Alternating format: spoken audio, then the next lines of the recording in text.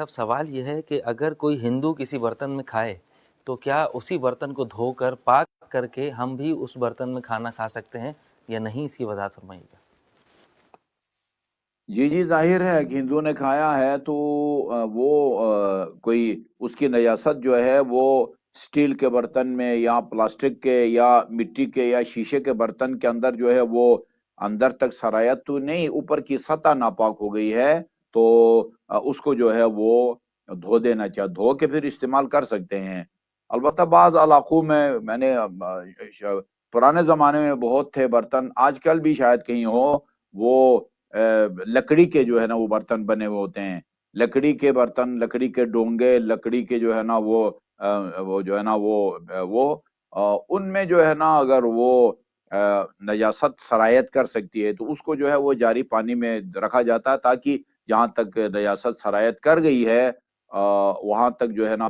جاری پانی پہنچے۔ لیکن صرف کھانا کھایا ہے تو کہا نہیں جا سکتا کہ اندر سرایت کر گئی، لیکن یہ ایک مفروضہ ہے، آج کل کہیں بھی لکڑی کے برتن جو ہیں وہ استعمال نہیں ہوتے۔ تو میں چلتے چلتے یہ مسئلہ بھی عرض کر دوں کہ فقہ جعفری کے مطابق جو ہے وہ منکر خدا جو ہے، منکر خدا دہری، کمیونسٹ، ہندو ہے، سکھ ہے، یہ ناپاک ہیں، لیکن اہل سنت کے ہاں یہ جو ہے نا وہ پاک ہیں، وہ جو ہے نا نجس نہیں ہیں۔ البتہ جو اہل کتاب ہیں، عیسائی، یہودی، ان کو ہمارے بعض فقہا مجتہدین پاک سمجھتے ہیں، جیسے آغا رہبر اور آغا سیستانی حفظہم اللہ، اور بعض جیسے آغا خوئی مرحوم تھے وہ ان کو ناپاک سمجھتے ہیں۔ تو وہ تقریباً تمام اہل سنت، اہل حدیث بھی اور بریلوی جو ہے نا وہ امام ابو حنیفہ، شافعی، ان سب کے نزدیک جو ہے وہ